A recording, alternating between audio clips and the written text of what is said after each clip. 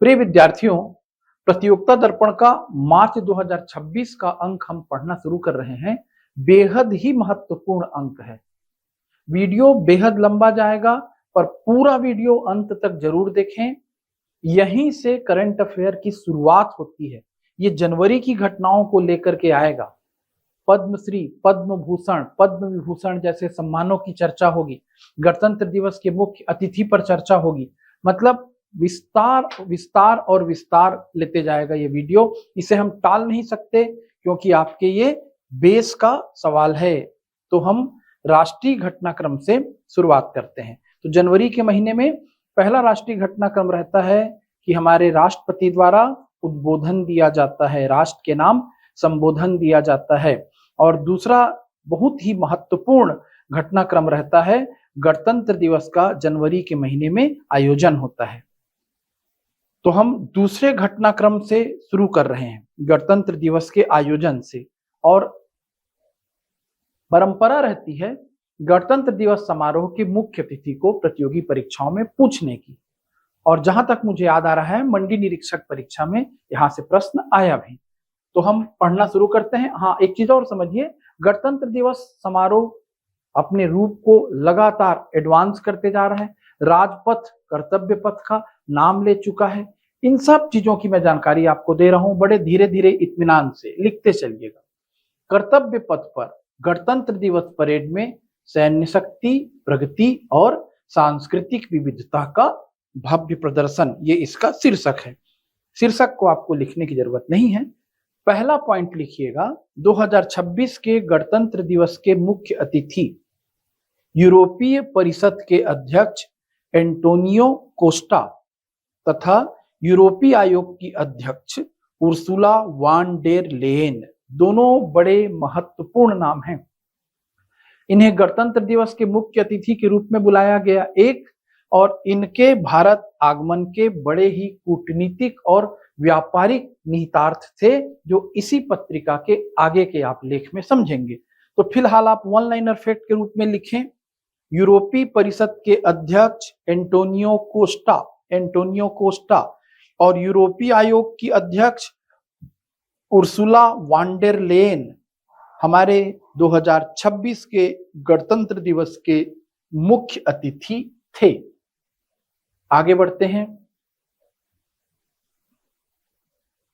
इस वर्ष गणतंत्र दिवस परेड की थीम वंदे मातरम के 150 वर्ष रखी गई थी।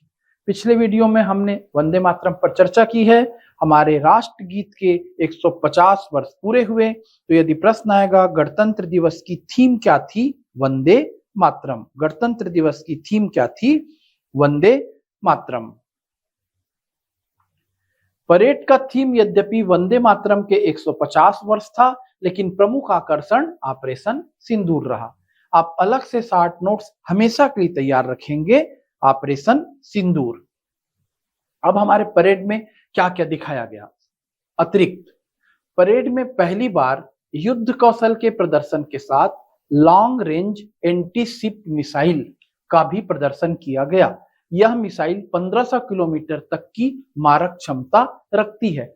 जितने भी प्रतिरक्षा की बातें रहती हैं, उन्हें आपको लिखते जाना है। आप मुख्य परीक्षा में जब निबंध लिखेंगे, भारत की प्रतिरक्षा के क्षेत्र में उपलब्धियां, भारत की विज्ञान के क्षेत्र में उपलब्धियां, साइंस टेक्नोलॉजी में हमारे बढ़ते कदम, तो इन सब का आपको जिक्र करना रहता है। तो आपकी जुबान में रहना चाहिए।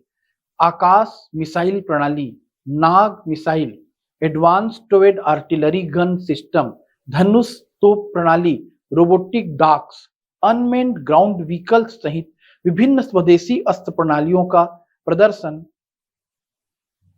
शक्ति प्रदर्शन किया गया। ऑपरेशन सिंदूर में सबसे मारक हथियार साबित हुए ब्रह्मोस सुपरसोनिक क्रूज मिसाइलों और आकाश मिसाइलों समेत प्रमुख हथियार प्रणालियों ने परेड को रोमांचक बना दिया। तो इस तरीके से हमारा परेड हमेशा हमारे देश के गौरव का परिचायक बनता है। इस वर्ष पहली बार कर्तव्य पथ पर परेड में हिम योद्धा दस्ते के साथ बेक्टियन ऊंट, जास्करी पोनी और ब्लैक काइट्स शिकारी पक्षी प्रदर्शित किए गए। इसके अलावा परेड में भारत की 5 स्वदेशी नस्लों के प्रशिक्षित कुत्ते भी शामिल थे।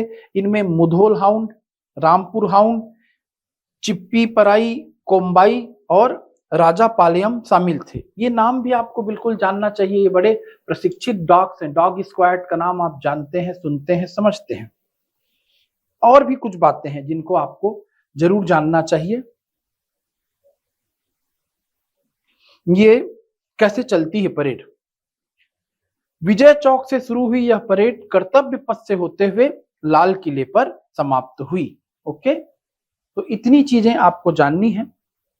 लेकिन सबसे महत्वपूर्ण चीज, फिर से बोल रहा हूं, दोबारा बेक कर लीजिए, गणतंत्र दिवस समारोह के मुख्य अतिथियों का नाम आपको याद रहना चाहिए। फिर एक समाचार है बहुत महत्वपूर्ण, भारतीय विशिष्ट पहचान प्राधिकरण के आधार भारतीय विशिष्ट पहचान प्राधिकरण के आधार का शुभंकर उदय।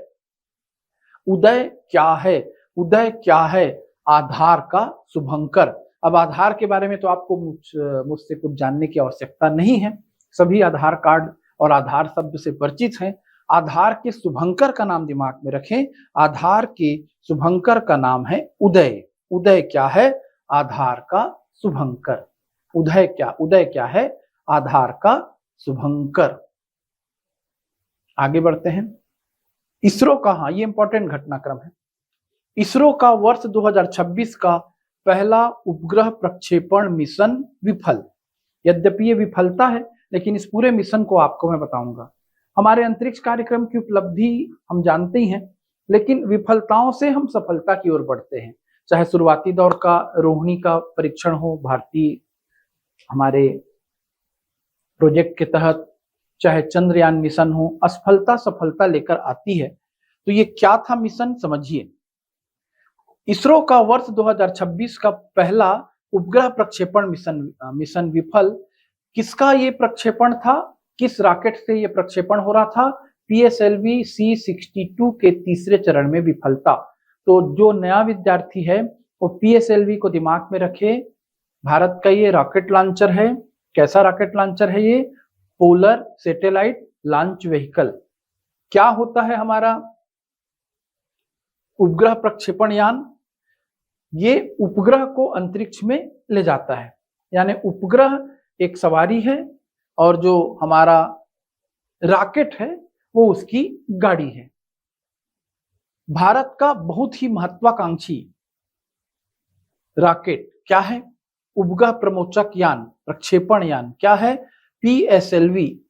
आप सारे उपग्रह प्रमोचक यान की सूची बना लीजिएगा, शुरुआत SLV से होगी, कहानी GSLV तक जाएगी, पर अभी चर्चा किसकी हो रही है? PSLV।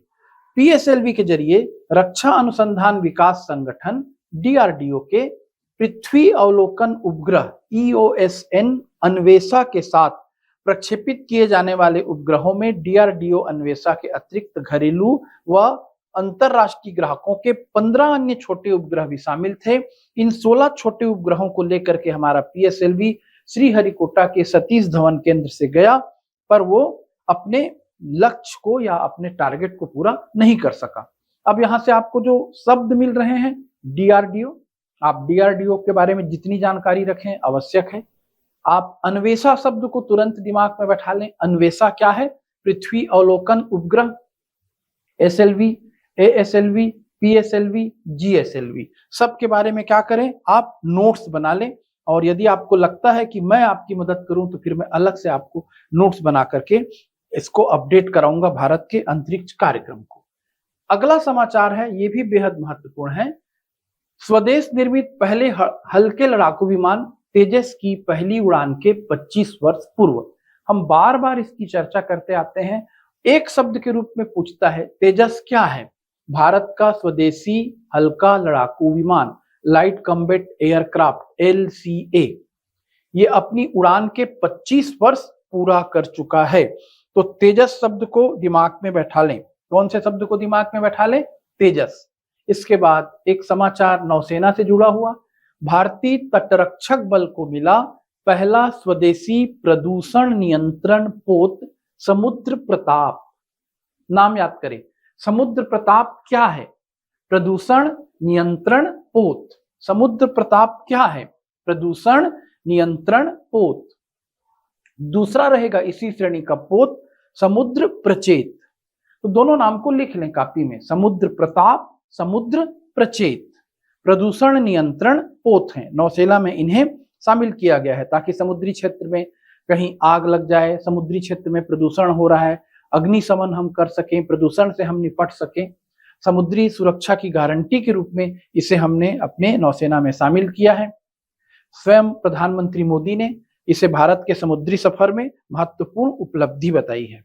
इसके बाद का भी समाचार बहुत बढ़िया है। बदलता देश बदलता भारत, भारत की उपलब्धियां, उसमें आप बड़े गर्व से जिक्र कर सकते हैं वंदे भारत का। यात्रा के मायने बदल दे रही है वंदे भारत ट्रेन।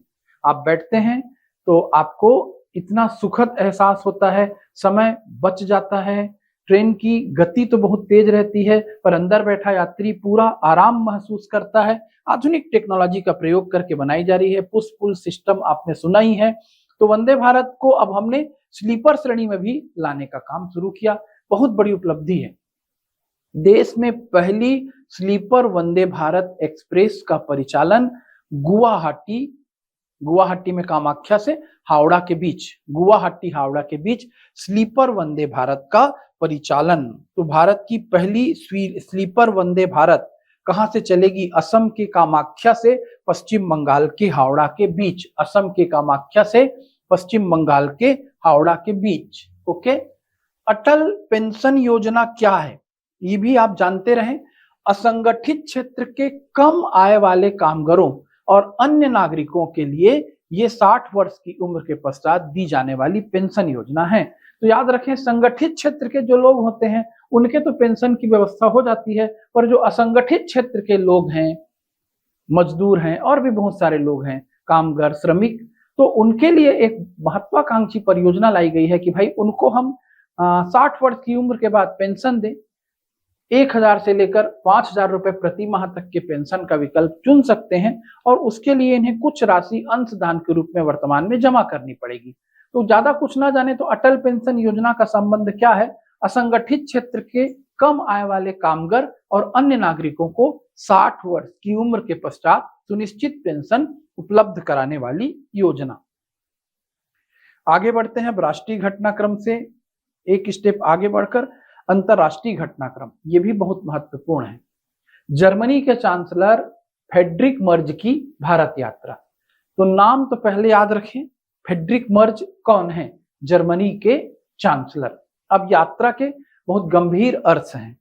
अब IR के संदर्भ में, अंतरराष्ट्रीय राजनीति, जियोपॉलिटिक्स, निबंध के संदर्भ में, भारत की विदेश नीति, भारत की अर्थव्यवस्था, इस सब संदर्भ में इसके घटनाक्रम को सहज सरल तरीके से यूज करें। प्रधानमंत्री श्री नरेंद्र मोदी के निमंत्रण पर जर्मनी के चांसलर फ्रेडरिक मर्ज ने भारत की आधिकारिक यात्रा जनवरी में की। चांसलर की यह यात्रा ऐसे समय में संपन्न की गई जब 2025 में दोनों देशों की रणनीतिक साझेदारी की 25वीं वर्षगांठ थी। ओके, साबरमती आश्रम में हमने चांसलर का स्वागत किया। ये सब सामान्य घटनाक्रम है। उनके साथ प्रतिनिधिमंडल आया था। अब देखिएगा होगा क्या इस सम्मेलन से। दोनों नेताओं ने द्विपक्षीय रणनीतिक साझेदारी को और आगे बढ़ाने पर सहमति जताई थी पहले के G20 के शिखर सम्मेलन में। इस दिशा में हुई प्रगति की समीक्षा गांधीनगर वार्ता में दोनों पक्षों ने की। मौजूदा वैश्विक उथल पुथल से निपटने के लिए आपसी रणनीतिक साझेदारी को विस्तार देने का फैसला ताजा वार्ता में किया गया। रक्षा सुरक्षा, प्रौद्योगिकी सहित विभिन्न क्षेत्रों में सहयोग बढ़ाने का फैसला वार्ता में किया गया। रूस यूक्रेन युद्ध के परिप्रेक्ष्य में एक ऐसी अंतरराष्ट्रीय व्यवस्था के लिए प्रतिबद्धता जर्मन चांसलर ने व्यक्त की जिसमें हम स्वतंत्र एवं निष्पक्ष रूप से जी सके। इसी संदर्भ में भारत की रूस पर निर्भरता कम करने की अपेक्षा उन्होंने की। तो समझिएगा, हमारे रूस की बढ़ती मित्रता यूरोप के देशों को कभी रास नहीं आती और हम हर तरफ संतुलन बनाए रखने का प्रयास करते हैं। दोनों देशों के बीच सालाना व्यापार 50 अरब डॉलर से अधिक होकर पहले ही सर्वोच्च स्तर पर है। यानी हमारे विश्व के देशों से राजनीतिक, कूटनीतिक संबंध भी हैं और आर्थिक संबंध भी हैं। यूरोपीय यूनियन की तरफ से जो हमने मुख्य अतिथि बुलाया था, देखिएगा यहाँ पर उसका जिक्र है, और आगे तो हमारा एक बड़ा समझौता वहां से होने वाला है जो आएगा। भारत जर्मनी आर्थिक संबंधों का पूरी क्षमता से इस्तेमाल करने के लिए भारत व यूरोपीय संघ स्वतंत्र व्यापार समझौते को दोनों पक्षों ने आवश्यक बताया। जर्मनी भी यूरोपीय यूनियन का मेंबर होगा। शिक्षा के क्षेत्र में सहयोग बढ़ाने के लिए जर्मन विश्वविद्यालयों को भारत में अपने परिसर खोलने के लिए भी सहमति हुई, इत्यादि इत्यादि। अब ऐसा ही हमारे यहाँ आगमन होगा, ये भी बहुत महत्वपूर्ण है। संयुक्त अरब अमीरात के राष्ट्रपति शेख मोहम्मद बिन जायद अल नाहयान की भारत यात्रा। याद करें इनका नाम, शेख मोहम्मद बिन जायद अल नाहयान कहाँ के राष्ट्रपति हैं? संयुक्त अरब अमीरात के राष्ट्रपति हैं। इनका भारत आगमन हुआ, संयुक्त अरब अमीरात के राष्ट्रपति हैं, और इनका नई दिल्ली पहुंचने पर पालम हवाई अड्डे पर प्रोटोकॉल को तोड़ते हुए प्रधानमंत्री मोदी ने आगवानी की और अपनी गाड़ी में ले जाकर के प्रधानमंत्री आवास तक इन्हें गए, और फिर वहां वार्तालाप और अन्य सब बातें हुई। इसे भी समझिए क्या महत्वपूर्ण है, संयुक्त अरब अमीरात से हमारी वार्ता क्यों महत्वपूर्ण है। दोनों देशों के बीच फरवरी 2022 में हस्ताक्षरित व्यापक आर्थिक साझेदारी समझौते के बाद द्विपक्षीय व्यापार जो 2024-25 में $100 अरब तक पहुंच गया है। देखिए हम कितना बड़ा व्यापार कर रहे हैं संयुक्त अरब अमीरात के साथ। इस महत्व को समझना रहता है। $100 अरब का हम विदेशी व्यापार कर रहे हैं, और हमने ये लक्ष्य रखा है इस बैठक में कि 2032 तक इस द्विपक्षीय व्यापार को हम $200 अरब तक पहुंचाएंगे। ओके, एक और पॉइंट आपको नोट करना है। दोनों देशों के बीच व्यापार और निवेश को बढ़ावा देने के लिए यूएई का first Abu Dhabi bank Gujarat में गिफ्ट सिटी में अपनी शाखा स्थापित करेगा। अगला पॉइंट और इंपॉर्टेंट है, गुजरात में धोलेरा में स्पेशल इन्वेस्टमेंट रीजन के विकास के लिए यूएई की संभावित भागीदारी का दोनों पक्षों ने स्वागत किया। तो धोलेरा कहाँ है, दिमाग में बैठा लें, धोलेरा कहाँ है? गुजरात। धोलेरा चर्चित जगह हो गई। ओके, धोलेरा गुजरात।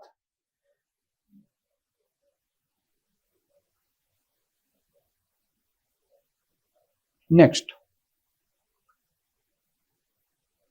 और ये फिर विश्व का एक विवादित घटनाक्रम जिसे आपको जानना आवश्यक है। अप्रत्याशित कार्रवाई के तहत वेनेजुएला पर हमला करके राष्ट्रपति निकोलस मादुरो को अमेरिका ने गिरफ्तार किया। निबंध में भी काम आएगा, वर्तमान बदलता परिदृश्य विश्व राजनीति का, बहुध्रुवी विश्व से एकल ध्रुवी विश्व, बहुत सी बातें रहेंगी। संयुक्त राष्ट्र संघ की भूमिका, तो ये सब कुछ को डोनाल्ड ट्रंप बदल से डालने के प्रयास में है। इसी अंक में आपको सब सूचनाएं मिलते जाएंगी। तो पहले one liner fact, Nicolas Maduro का संबंध कहां से है? वेनेजुएला। पूरे न्यूज को सुनते हैं, ध्यान से पढ़ते हैं। वेनेजुएला के साथ वर्षों से चल रहे टकराव के बीच एक अप्रत्याशित कदम उठाते हुए अमेरिका ने अचानक ही 3 जनवरी 2026 की रात्रि में उस पर एक बड़ा हमला करके राष्ट्रपति निकोलस मादुरो और उनकी पत्नी सिलिया फ्लोरेंस को हिरासत में ले लिया। ऑपरेशन एब्सोल्यूट रिजॉल्व, इस ऑपरेशन का नाम याद रखें, ऑपरेशन एब्सोल्यूट रिजॉल्व का संबंध वेनेजुएला से है।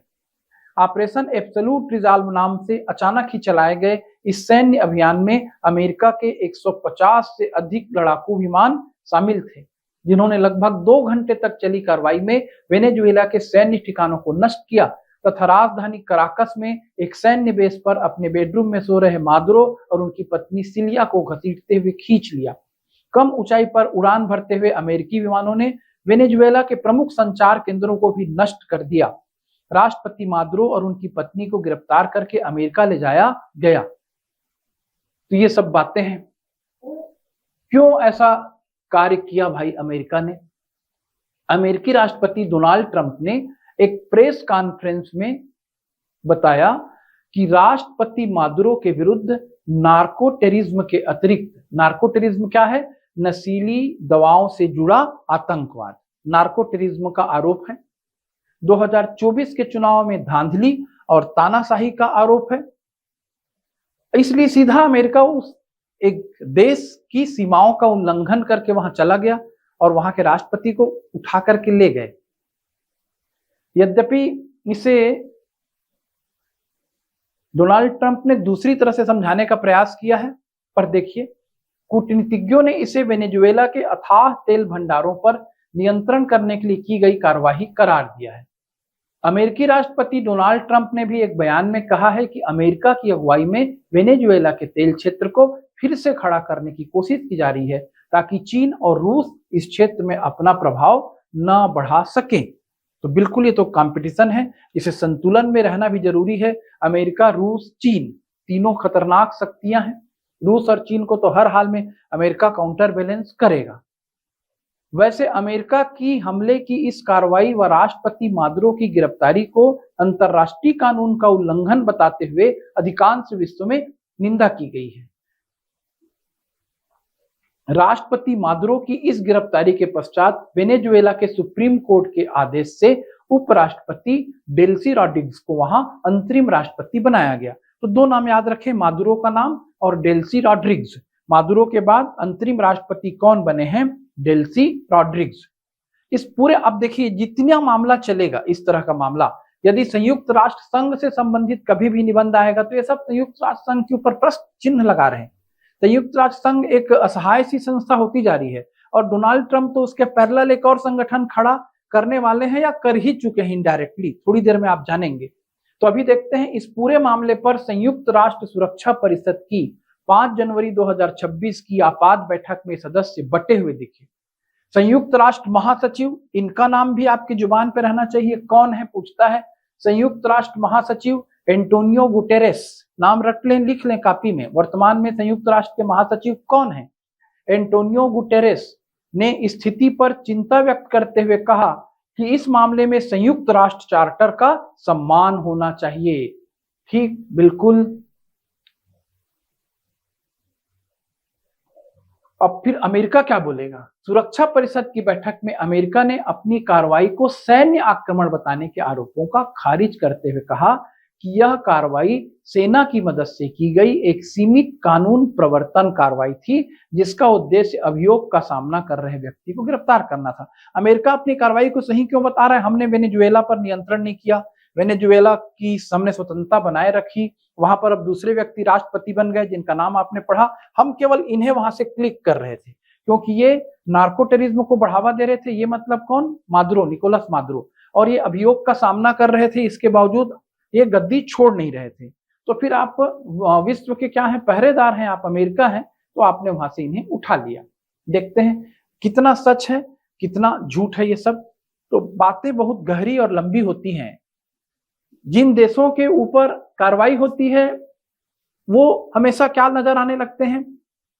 वो हमेशा मतलब सताए हुए और पीड़ित नजर आने लगते हैं और कार्रवाई करने वाला दादागिरी कर रहा है ऐसा लगता है। मैं नहीं कह रहा हूं ट्रंप यहाँ पर पूरी तरह से सही है, या मैं नहीं कह रहा हूं कि वेनेजुएला के राष्ट्रपति पूरी तरह से गलत हैं। आप इस पूरे मामले पर या मैं इस पूरे मामले पर कुछ भी बोलूं उसके पहले एक साफ स्टडी करें। आजकल सोशल मीडिया में बोलना बहुत आसान होता है। क्या है नार्को टेररिज्म, क्या वास्तव में है या नहीं है, वेनेजुएला और उसके तेल भंडारों की क्या स्थिति है, ये सब आपका टास्क है। फिलहाल यदि आप प्री के सिंपल विद्यार्थी हैं तो इतने देर में आप सुन चुके हैं वेनेजुएला के राष्ट्रपति कौन है। तो वेनेजुएला के राष्ट्रपति जिन्हें अमेरिका ने उठा लिया उनका नाम क्या था? Nicolas Maduro. और इसके बाद अमेरिका के राष्ट्रपति डोनाल्ड ट्रंप की नजर ग्रीनलैंड पर भी है। तो ग्रीनलैंड पर भी आपका 60 नोट्स तैयार रहना चाहिए। वैसे काम की बातें इस पैराग्राफ में मिल जाएंगी।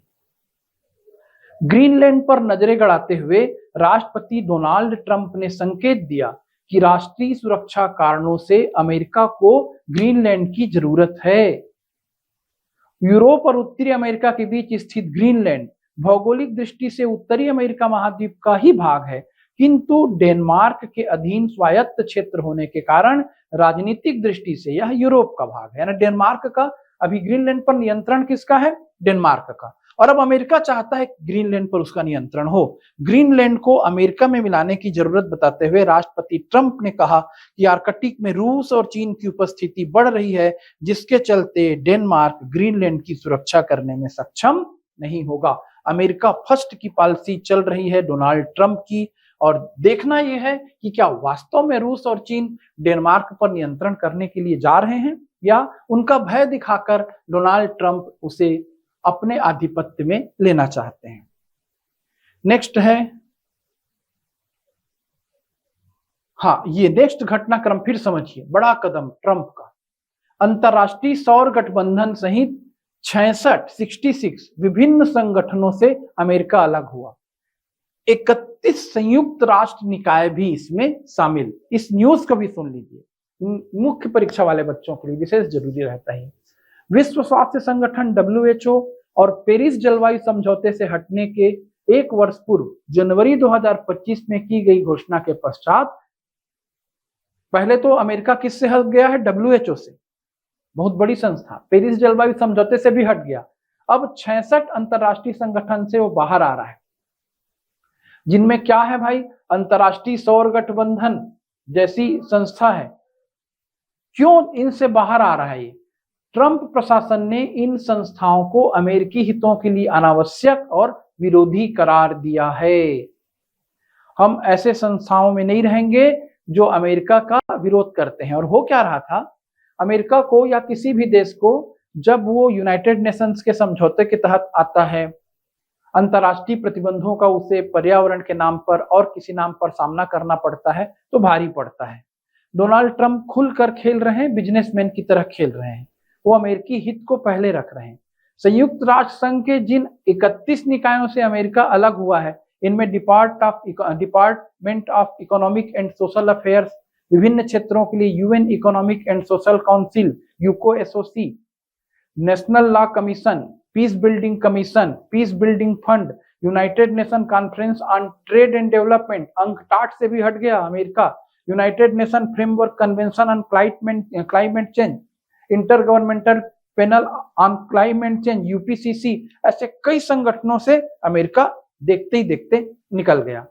और उल्टा संयुक्त राष्ट्र संघ की जो संस्थाएं हैं, उनके पैरेलल एक नया संयुक्त राष्ट्र संघ शामिल खड़ा करने का प्रयास कर रहे हैं अमेरिकी राष्ट्रपति। आपको कभी भी निबंध के लिए तैयार रहें कि ट्रंप की अमेरिका फर्स्ट की नीति और उसका विश्व पर प्रभाव। तो यहां पर मैं एक अंतरिक्ष स्टेशन वाले न्यूज पर जाने से पहले ट्रंप की ही इसी नीति का एक और पहलू पढ़ के सुनाना चाहता हूं, और लिखे भी इसे कापी में। गाजा में स्थायी शांति की दिशा में अमेरिकी राष्ट्रपति डोनाल्ड ट्रंप का board of peace launch. Board of peace क्या है? क्या ये यूनाइटेड नेशन की जगह ले लेगा? क्या ये यूनाइटेड नेशन की जगह लेने का ट्रंप का सोचा समझा प्लान है? सुने समझे इस संस्था को। बोर्ड ऑफ पीस किसने लॉन्च किया? अमेरिकी राष्ट्रपति डोनाल्ड ट्रंप ने। क्यों लॉन्च किया? गाजा में स्थायी शांति की दिशा में। और गाजा तो विवादित क्षेत्र है, इजराइल फिलिस्तीन और गाजा पट्टी हर कोई जान रहा है। नहीं जान रहे हैं तो जानिए। गाजा में स्थायी शांति की दिशा में काम करने के लिए अमेरिकी राष्ट्रपति डोनाल्ड ट्रंप ने अपनी प्रस्तावित शांति परिषद के गठन की घोषणा दावोस में विश्व आर्थिक मंच सम्मेलन से इतर की। बोर्ड ऑफ पीस में शामिल होने के लिए विचारों में भिन्नता अभी शामिल है। भारत सहित 60 देशों को इसमें शामिल होने के लिए निमंत्रण राष्ट्रपति ट्रंप ने भेजा, पर उपस्थित हुए 19 देशों के प्रतिनिधि भारत और कई देशों ने इस मुद्दे पर अपना खुलकर निर्णय नहीं दिया है। भारत लंबे समय से फिलिस्तीन मुद्दे पर 2 राष्ट्र समाधान की पैरवी करता रहा है तथा उसकी नीति शुरू से ही यह रही है कि इजराइल और फिलिस्तीन दोनों ही अपनी अपनी मान्यता प्राप्त सीमाओं के भीतर शांति और सुरक्षा के साथ रहें। ऐसे में ट्रंप के बोर्ड ऑफ पीस की भूमिका भारत के लिए बेहद संवेदनशील मानी जा रही है। और ट्रंप का झुकाव तो बिल्कुल स्पष्ट है, इजराइल की ओर है। और गाजा पट्टी को लेकर भारत का कहना भी एकदम स्पष्ट है, जो क्षेत्र फिलिस्तीन के पास है उसे फिलिस्तीन के पास रहने दिया जाए, और जो इजराइल के पास है वो क्षेत्र इजराइल के पास रहे। यानी झगड़ा झंझट ना करें, पर दोनों एक दूसरे को कष्ट पहुंचाते हैं। फिलिस्तीन और इजराइल दोनों एक दूसरे को दोषी कहते हैं, और इसकी आंच पूरे विश्व पर आई। आप मेरा एक वीडियो देखे ही होंगे, अमेरिका, ईरान और इजराइल का संघर्ष। और उसके व्यापक प्रभाव, मैंने संघर्ष और युद्ध और उसके कब शुरू हुआ कब बंद हो रहा है इस पर चर्चा नहीं की है। उससे किस तरह से पूरी दुनिया और खासकर भारत प्रभावित हो रहा है, मैंने इस पर चर्चा की है। अब ट्रंप एक और अद्भुत काम कर रहे हैं। इस मामले को निपटाने की जिम्मेदारी पहले से विश्व शांति के लिए स्थापित एक संगठन को मिली हुई है। उस संगठन का नाम क्या है? संयुक्त राष्ट्र संघ। पर ट्रंप क्या कहते हैं कि नहीं, हम बोर्ड ऑफ पीस के माध्यम से इसे सुलझाएंगे, और उनका कहना है कि हम संयुक्त राष्ट्र संघ को भी मिला करके इसमें चलेंगे। पर दुनिया के लोगों का कहना है कि एक संस्था तो बनी हुई है, उसी को काम करने दो, आप अलग से एक संस्था क्यों ला रहे हैं? सुनिए आगे का न्यूज। राष्ट्रपति ट्रंप के अनुसार उनकी अध्यक्षता वाली शांति परिषद गाजा में सामान्य स्थिति की बहाली से इतर अंतरराष्ट्रीय मामलों को भी देखेगी। अब देखिए, पहले उन्होंने बनाया था इसे गाजा में शांति के लिए, अब कह रहे हैं कि गाजा में तो शांति बहाल करेगी हमारी जो संस्था है। कौन सी संस्था है भाई? कौन सी संस्था है? Board of peace. ये गाजा में शांति बहाली तो करेगी ही और अन्य अंतरराष्ट्रीय मामलों को भी देखेगी। उन्होंने इसे अभी तक की सबसे अधिक प्रभावशाली संस्था बताते हुए कहा है कि यह शांति परिषद संयुक्त राष्ट्र को साथ लेकर कार्य करेगी। तो क्यों भाई संयुक्त राष्ट्र को साथ लेकर के ये नई संस्था क्यों काम करेगी? तो ट्रंप का स्पष्ट कहना है कि संयुक्त राष्ट्र को जितना प्रभावी कार्य करना था उतना वो नहीं कर पाया है। नो डाउट संयुक्त राष्ट्र ऐसा कार्य नहीं कर पाया है। क्यों? बड़े देशों का वो संगठन होने के बावजूद उन्हीं की कठपुतली है, और जब बड़े देशों के हित की बात आती है, संयुक्त राष्ट्र कुछ कहता है तो उसकी बातों को सारे बड़े देश दरकिनार कर देते हैं अपने निजी स्वार्थों के चलते। तो देखिए अब, और उसी को अब कमजोर संस्था कह रहे हैं, बनाने वाले भी यही है उसे कमजोर। इसके स्थायी सदस्य भी यही 5 बड़े देश हैं, अमेरिका, रूस, ब्रिटेन, चीन और फ्रांस। तो अब देखिए क्या कह रहा है अमेरिका। ट्रंप ने कहा है कि संयुक्त राष्ट्र को लेकर जितनी संभावनाएं थी उतने प्रभावी रूप में यह कार्य नहीं कर सका है। ऐसे कथनों के चलते ही ट्रंप की बोर्ड ऑफ पीस की इस पहल को संयुक्त राष्ट्र सुरक्षा परिषद के प्रभाव को कम करने वाला माना जा रहा है। इसीलिए जो सुरक्षा परिषद के 4 सदस्य और बचे, सुरक्षा परिषद के 5 सदस्यों का नाम आपकी जुबान पर होना चाहिए, अमेरिका, रूस, ब्रिटेन, चीन, फ्रांस। तो अब अमेरिका तो एक नई संस्था बना रहा है बोर्ड ऑफ पीस। अब जो 4 सदस्य हैं, रूस, फ्रांस, ब्रिटेन, चीन, कोई भी बोर्ड ऑफ पीस में शामिल नहीं हो रहा है। तो विश्व में शांति के लिए लाई गई संस्था एक नए विवाद को जन्म न दे दे, ऐसा माना जा रहा है। फिर भी आप जानिए बोर्ड ऑफ पीस क्या है, समझ चुके होंगे इतनी देर तक। अब बोर्ड ऑफ पीस में इसकी कार्यकारी समिति बनी है और परिषद के अध्यक्ष तो ट्रंप हैं। कार्यकारी समिति में अमेरिका के विदेश मंत्री मार्को रूबियो हैं, ट्रंप के दामाद जेरेड कुशनर हैं और विश्व बैंक के अध्यक्ष अजय बंगा शामिल हैं। अब इसमें कम से कम अजय बंगा का नाम जानते रहिए, इसमें शामिल है ये ना जाने तो विश्व बैंक के अध्यक्ष के रूप में आप अजय बंगा का नाम जरूर जाने। तो ये एक घटनाक्रम हुआ। क्या हुआ भाई? शांति के लिए ट्रंप के द्वारा बनाई गई एक नई संस्था। अब दूसरा आर्थिक पहलू, दूसरा कूटनीतिक पक्ष जिसकी हमने शुरुआत में चर्चा की वीडियो में कि हमने मुख्य अतिथि बनाया था यूरोपीय यूनियन के अध्यक्ष, किसको? एंटोनियो कोस्टा, यूरोपीय परिषद के अध्यक्ष, और यूरोपीय आयोग की अध्यक्ष उर्सुला वान डेर लेयन। तो वो भारत की यात्रा की हैं, दोनों का नाम फिर रटे, और वो भारत के 77वें गणतंत्र दिवस समारोह में मुख्य अतिथि के रूप में आए। अब ये मुख्य अतिथि के रूप में आए हैं तो उसके बाद इनके साथ एक बैठक होगी, और जब बैठक होगी तो एक बहुत शानदार समझौता होगा जिसे आपको समझना है।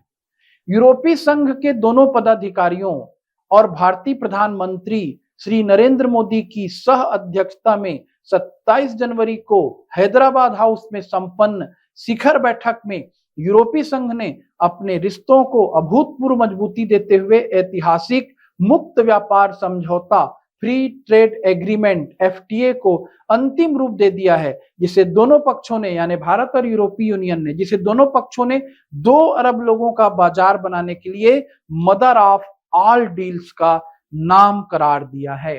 तो एक नया शब्द मिल रहा है, मदर ऑफ ऑल डील्स। किससे जुड़ा है? भारत और यूरोपीय यूनियन से। इसके साथ ही दोनों पक्षों ने पहली बार रक्षा और सुरक्षा साझेदारी समझौते पर हस्ताक्षर किया। तो मदर ऑफ ऑल डील्स, ये आप इकोनॉमी वाले सेक्शन में मुझसे सुनेंगे अभी थोड़ी देर में। तो फिलहाल गणतंत्र दिवस समारोह के मुख्य अतिथि और मदर ऑफ ऑल डील्स दोनों का कनेक्शन आपके समझ में आ गया होगा। हम किसी को ऐसी अतिथि नहीं बना लेते, बहुत से कूटनीतिक कारण रहते हैं और जरूरी है आप समझे, क्योंकि आप प्रशासन में आना चाहते हैं। अब आर्थिक परिदृश्य। दिसंबर 2025 के अंत में रिजर्व बैंक के पास आरक्षित विदेशी मुद्रा कोष 696.610 अरब डॉलर। तो विदेशी मुद्रा कोष का भारत के पास बढ़ना भारत की इकोनॉमी की ग्रोथ को बताता है और विपक्ष के सारे आरोपों का जवाब है। बीते कैलेंडर वर्ष 2025 के दौरान भारतीय रिजर्व बैंक के पास आरक्षित विदेशी मुद्रा कोष में 56.33 अरब डॉलर की वृद्धि हुई है। पहले ये कोष 640.279 अरब डॉलर का था, अब 696.610 अरब डॉलर का हो गया। यदि आप इस आंकड़े को याद करते हैं तो बहुत अच्छी बात है, नहीं करते हैं तो जानिए, लिखिए, कभी निबंध लिखेंगे तो कि भारत के विदेशी मुद्रा कोष में वृद्धि हुई है। भारत पर ऋण भी बढ़ा है। कुल बाह्य ऋण है अभी 746 अरब डॉलर, जिसमें दीर्घकालिक ऋण है 609 अरब डॉलर। तो ये ऋण हम क्यों लेते हैं, क्या हमारा ऋण लेना आवश्यक है, इस पर मैं अलग से आपको वीडियो लेकर के बताऊंगा कि क्या स्थिति है। 2025-26 में देश के जीडीपी में वृद्धि 7.4%। एनएसओ ये आंकड़े जारी करती है, ये अग्रिम अनुमान है। जीडीपी में वृद्धि ठीक कितनी रहेगी बोल रही है, 7.4। ओके, आगे बढ़ते हैं। अमेरिकी टैरिफ के बावजूद अप्रैल दिसंबर 2025 में भारत के कुल निर्यात में 4.33% की वृद्धि, यानी चुनौतियों का सामना करके भी हमारी इकोनॉमी आगे बढ़ रही है। क्यों? हम बहुत से फील्ड में एक साथ काम कर रहे हैं। बहुत जल्दी मैं एक सबूत के रूप में मदर ऑफ ऑल डील्स पर चर्चा करने वाला हूं। मुझे पता है, मैंने इस पूरे लेख को पढ़ा है। तो जब हम मदर ऑफ ऑल डील्स पर चर्चा करें, उसके पहले एक और अच्छी खबर आ गई। पहले खतरनाक खबर थी, फिर अच्छी खबर आ गई। इसको भी आप जानते रहे, ये भी भारत की कूटनीतिक और व्यापारिक क्षमताओं की जीत है। अमेरिका ने भारत से आयातों पर टैरिफ घटाया। अमेरिका के साथ भारत के वाणिज्यिक संबंधों में चल रहे तनाव के मामले में एक राहतपूर्ण मोड़ 2 फरवरी 2026 को उस समय आया जब अमेरिका के राष्ट्रपति डोनाल्ड ट्रंप ने भारत से आयातों पर अप्रैल 2026 से आरोपित 25% पारस्परिक टैरिफ, रेसिप्रोकल टैरिफ को समाप्त कर इसे पहले जैसे सामान्य 18% पर लाने की घोषणा कर दी। तो भारत और अमेरिका के बीच पारस्परिक टैरिफ क्या है भाई? रेसिप्रोकल टैरिफ खत्म हुआ है। सामान्य टैरिफ क्या है? भारत और अमेरिका के बीच चलता है परंपरागत रूप से 18%। राष्ट्रपति ट्रंप ने टैरिफ घटाने के लिए सहमति प्रधानमंत्री मोदी के साथ टेलीफोन वार्ता में दी। वार्ता के पश्चात अपने सोशल मीडिया में एक पोस्ट पर मोदी को अपने सबसे अच्छे मित्रों में से एक बताया उन्होंने, और व्यापारिक समझौते की तारीफ की है। अब ये जब टैरिफ लगा था तो क्या कंडीशन थी? अमेरिका ने भारत से आयातों पर 25% पारस्परिक शुल्क जहां अप्रैल में आरोपित किया था, वहीं रूस से तेल खरीदने के कारण 25% का अतिरिक्त पेनाल्टी टैरिफ अगस्त में आरोपित कर दिया था। यानी 50% का एक तरफा टैरिफ हम पर लग गया था। अमेरिकी राष्ट्रपति के अनुसार भारत ने रूस से तेल खरीद बंद करने के लिए सहमति दी है तथा वह वेनेजुएला से तेल खरीद सकता है।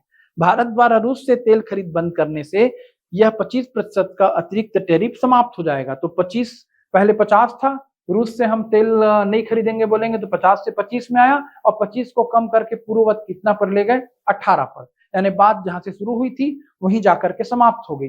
टैरिफ लगाने से जितनी प्रॉब्लम हमको है उतनी प्रॉब्लम अमेरिका को भी होगी, क्योंकि बाजार के लिए अमेरिका को भी भारत की उतनी ही जरूरत है जितनी भारत को कितने की जरूरत है? इसकी जरूरत है, अमेरिका को है। अभी हम कितने परसेंट के टैरिफ में आते हैं? 18%। और कई देशों पर 20% टैरिफ है अमेरिका का, कई देशों पर 19 है, और वहीं जो उसके सबसे प्रिय होंगे यूनाइटेड किंगडम जैसे देश, उन पर 10% टेरिफ है। यूरोपीय यूनियन पर 15% है। स्विट्जरलैंड, जापान और कोरिया पर 15% है। भारत 18% की दर से टेरिफ में है। अब आपको समझना रहेगा, दुनिया में हमें अपना सामान बेचना है तो दुनिया को भी हमको अपना सामान बेचना है। इसीलिए हम विदेशी वस्तुओं का देश में आना नहीं रोक सकते। यूरोपियन यूनियन वाले समझौते में मैं आपको बताऊंगा, सरकार तो अनुमति देगी क्योंकि हमें भारत का सामान भी बाहर बेचना है। तो नागरिकों का बहुत बड़ा कर्तव्य होता है। क्या? ये मैं अपने बच्चों को क्लास में बार बार समझाता हूँ। यूरोपीय यूनियन वाले समझौते में मैं फिर बताऊंगा इसे। तो मैं दुलहस्ती विद्युत परियोजना के बारे में कुछ बताऊं, इससे पहले इकोनॉमी की बात चल रही है। ये आ गया यूरोपीय यूनियन का समझौता, जिस पर मैं बार बार आपका ध्यान ले जा रहा था। इसे बहुत ध्यान से पढ़िए। इसे मेंस के लिए एक निबंध के रूप में भी आप तैयार कर सकते हैं। क्या है ये? Mother of all trade deals. Bharat और यूरोपीय संघ ने एक ऐतिहासिक व्यापार समझौते को अंतिम रूप दिया। इस समझौते के लिए 18 वर्ष से चल रही वार्ता के पूर्ण होने की घोषणा प्रधानमंत्री मोदी और यूरोपीय संघ की ओर से यूरोपीय परिषद के अध्यक्ष एंटोनियो कोस्टा और यूरोपीय आयोग की अध्यक्ष उर्सुला वान डेर लेयन ने की। ये दोनों मुख्य अतिथि भी बन के आए थे, इसीलिए आए थे। इसीलिए देश में स्थायी सरकार चाहिए लगातार, ताकि पॉलिसी आगे बढ़े। बार बार सरकारें बदलती है तो देश की इकोनॉमी पे गहरा आघात पहुंचता है। इस ऐतिहासिक समझौते के लिए वार्ता मूलतः 18 वर्ष पूर्व जून 2007 को ब्रुसेल्स, बेल्जियम में प्रारंभ हुई थी, जो मतभेदों के कारण 13 में रुक गई थी। 9 वर्ष के गैप के बाद 22 में फिर से शुरू हुई और अभी जाकर के 2026 में पूरी हो रही है। हमारे सरकार की दृढ़ इच्छा शक्ति और ये प्रयासों का नतीजा है। 18 वर्षों से चल रही वार्ता पूर्ण हुई है, यानी भारी पैमाने पर हमारा यूरोप के साथ व्यापार शुरू होने वाला है, और जिससे अमेरिका का टेरिफ वेरिफ वाला दादागिरी है वो वैसे भी कम होगा। बातें क्लियर हो रही कि नहीं हो रही है? यूरोपीय संघ के साथ यह ऐतिहासिक समझौता भारत का अब तक का सबसे बड़ा व्यापार समझौता है। Mother of all trade deals कहे जा रहे इस स्वतंत्र व्यापार समझौते से भारत और यूरोपीय संघ के 1.9 अरब जनसंख्या को महत्वपूर्ण लाभ होगा। इस समझौते के चलते यूरोपीय संघ के 27 देशों में बने लगभग 96.6% उत्पादों को भारत में कर मुक्त या बहुत ही कम कर पर एंट्री मिलेगी, जबकि भारत के 93% उत्पादों को यूरोपीय संघ में कर मुक्त निर्यात किया जाएगा। यानी यूरोप के सामान हमारे यहाँ टैक्स फ्री होकर के आएंगे, बदले में हमारे सामान यूरोप में टैक्स फ्री होकर के जाएंगे। तो ये किन दो के बीच की ये समझौता है? विश्व की दूसरी और चौथी सबसे बड़ी अर्थव्यवस्थाओं के बीच समझौता है। दूसरी सबसे बड़ी अर्थव्यवस्था यूरोपीय संघ, जिसमें एक देश नहीं है, कई देशों का संघ है। और विश्व की चौथी सबसे बड़ी अर्थव्यवस्था हम, केवल एक देश। सोचिए भारत की इकोनॉमी कैसे वर्ल्ड लेवल पे अपनी ताकत रख रही है। यह समझौता विकास और सहयोग के नए मार्ग खोलेगा। अब इस समझौते के तहत भारत क्या क्या निर्यात करेगा? वस्त्र, परिधान, चमड़ा, जूते, समुद्री उत्पाद, रत्न और आभूषण, हस्तशिल्प, इंजीनियरिंग का सामान, ऑटोमोबाइल। और यूरोपीय संघ से हमारे पास क्या आएगा? कार, शराब, वाइन, फ्रूट जूस। अब समझिए, इन चीजों को बहुत ध्यान से समझिएगा। हमारे पास निर्यात करने के लिए वस्तुएं ही वस्तुएं। मैं बार बार आपको क्लास में समझाता हूं कि भाई भारत के पास समुद्र है, भारत के पास वन है, भारत के पास उपजाऊ भूमि है, भारत के पास श्रमिक हैं, भारत के पास योग्यताएं हैं। हम देश को लीड करेंगे। और यूरोप वालों के पास बदमाशी है, अमेरिका के पास बदमाशी है। वो हमारे देश में कोई ठंडा पेय पदार्थ भेज देते हैं, नाम भी मैं नहीं बताना चाहूंगा। हमारे ही देश के मुर्गे की टांग काट के हमें ही एक डब्बे में बंद करके दुगने तिगने रेट में बेच देते हैं। तो देश की सरकार क्यों नहीं रोकती बोलोगे आप? तो भाई हम उनके सामान को रोकेंगे तो हमारे सामान का बिकना रोक देंगे। हमारी आवश्यक चीजें बिकेंगी, देश में पैसा आएगा, उनकी भी चीजें आएंगी। पर नागरिकों को समझना चाहिए स्वदेशी का क्या महत्व है। जब तक आप नहीं जागोगे तब तक हम नंबर 1 पर नहीं पहुंच पाएंगे। और जैसे ही हमारे उपभोक्ता, हमारे छात्र, हमारे देश के नागरिक, हमारे देश के युवा जाग गए, हम सब जाग गए, देश नंबर 4 से कब 3, 2 और 1 तक पहुंचेगा आप देखते रह जाएंगे। तो ये बहुत बड़ा समझौता है, आप समझ गए। Mother of all trade deal, हमने किस से किया? यूरोपीय यूनियन से किया। जहां से कहानी शुरू हुई थी, यूरोपीय यूनियन की तरफ से ही हमारे 26 जनवरी के मुख्य अतिथियों का आगमन हुआ था। इससे अच्छा डिप्लोमेसी आपको अभी तक नहीं देखने को मिला होगा गणतंत्र दिवस परिप्रेक्ष्य में। आप तो अभी शुरुआती बच्चे हैं, गणतंत्र दिवस में लंबे समय से मुख्य अतिथि आ रहे हैं। आप में से किसी को कुछ याद आ रहा होगा तो जरूर कमेंट करके बताएं। और भी कई बार हमने बहुत अच्छी डिप्लोमेसी की है गणतंत्र दिवस समारोह के अतिथियों के साथ। अब ये समाचार फिर बहुत महत्वपूर्ण है। दुलहस्ती जल विद्युत परियोजना कहाँ है पूछेगा। अब पाकिस्तान जबरन इससे नाराज हो रहा है। समझिए, दुलहस्ती चरण 2 जल विद्युत, मतलब दुलहस्ती चरण 1 पहले से है, अब उसी को हम चरण 2 पे ले जा रहे हैं। दुलहस्ती जल विद्युत परियोजना केंद्र शासित प्रदेश जम्मू कश्मीर में किश्तवाड़ जिले में चिनाब नदी पर प्रस्तावित है। तो दुलहस्ती जल विद्युत परियोजना किस राज्य से जुड़ी है? जम्मू कश्मीर। किस नदी से जुड़ी है? चिनाब नदी। अब इसमें हम क्या करेंगे देखिए, इस परियोजना में हम बांध नहीं बना रहे हैं, बल्कि चरण 1 परियोजना के बांध और अन्य सुविधाओं का हम इस्तेमाल करेंगे।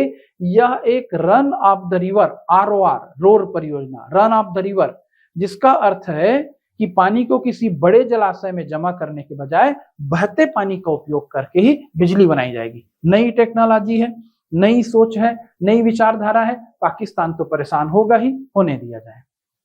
सिंधु नदी जल समझौता को लेकर के वो दुखी रहता है, होगा ही, क्योंकि उसने आतंकवाद को बढ़ावा दिया। पहलगाम हमले के बाद से हमने बहुत कठोर कदम उठाए हैं। आप में से जो जान रहा होगा टाइप करके बताएं। आगे बढ़ते हैं। नवीनतम सामान्य ज्ञान में भी आपको समाचार ही समाचार मिलेंगे।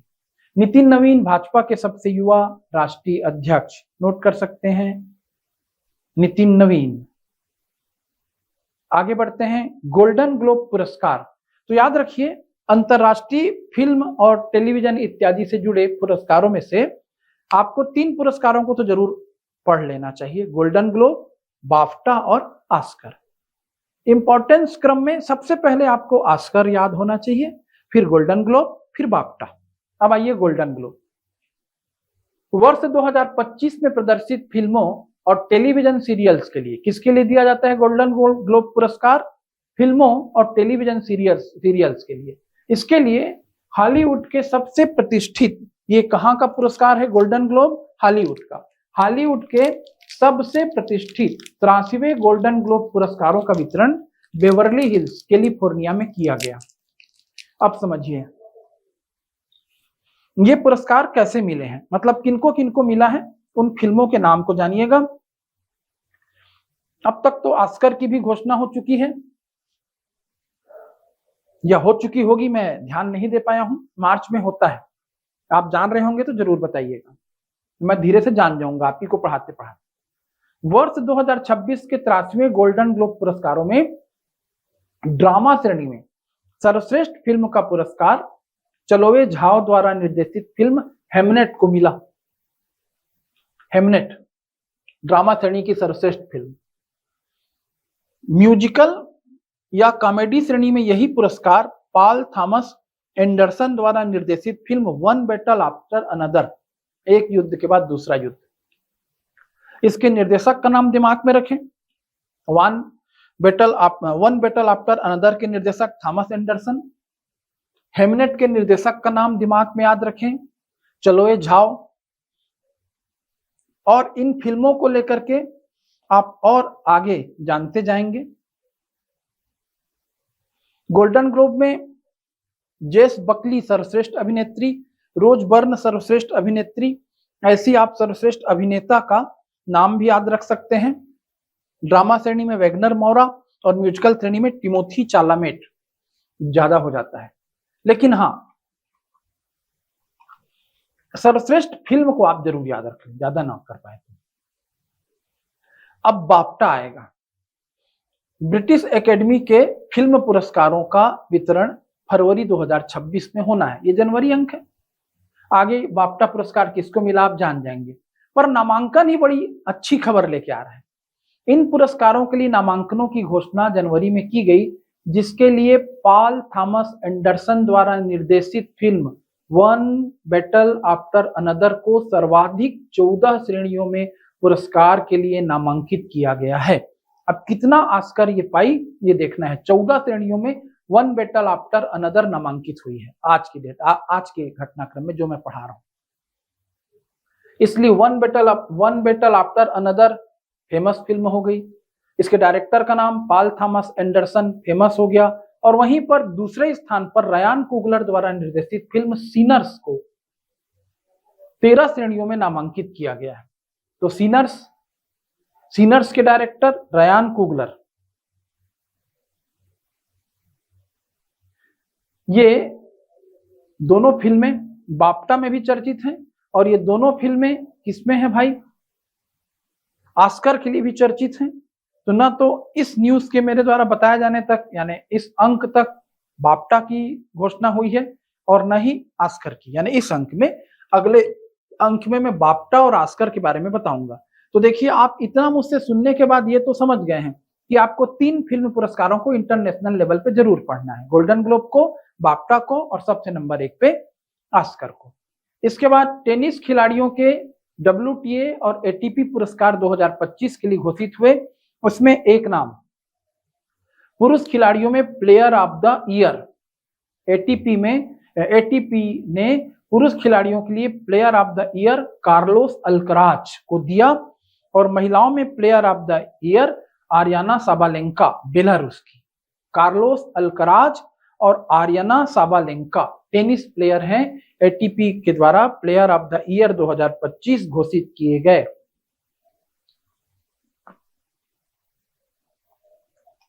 शांति, निशस्त्रीकरण और विकास हेतु इंदिरा गांधी पुरस्कार 2025 ग्रासा मासेल को मिला है। ग्रासा मासेल, जो कि मोजाम्बिक के राष्ट्रपति रहे सामोरा मासेल की पत्नी थी और उनके निधन के पश्चात दक्षिण अफ्रीका के राष्ट्रपति नेल्सन मंडेला की भी पत्नी वह रही थी। तो ग्रासा मासेल का नाम दिमाग में रखें। ग्रासा मासेल को शांति, निशस्त्रीकरण और विकास के लिए इंदिरा गांधी पुरस्कार दिया गया है। अब वीडियो लंबा हो रहा है, इसी का पार्ट 2 आ जाएगा मार्च अंक का, क्योंकि अशोक चक्र, कीर्ति चक्र, शौर्य चक्र, पद्म पुरस्कार, खेल गतिविधियां, बहुत सी चीजें बची हुई हैं। तो यहां तक को आप लिखिए और फिर अगले अंक में हम पुरस्कारों की श्रेणी में आएंगे और बहुत ही इंपॉर्टेंट होते जाएगा। आप लगातार मेरे साथ बने रहें, आप वीडियो को देखें। 2 चैनल मैं बार बार बोल रहा हूं, रविंद्र तिवारी के नाम से मेरा और पटेल ट्यूटोरियल चैनल, दोनों को सब्सक्राइब करें। भारत का भी करंट अफेयर आपको जानने को मिलेगा इस सत्र में पूरा, और छत्तीसगढ़ के भी करंट अफेयर पे मैं बहुत जल्द वीडियो लाना प्रारंभ करूंगा। तब तक के लिए जय हिंद, जय भारत, जय छत्तीसगढ़।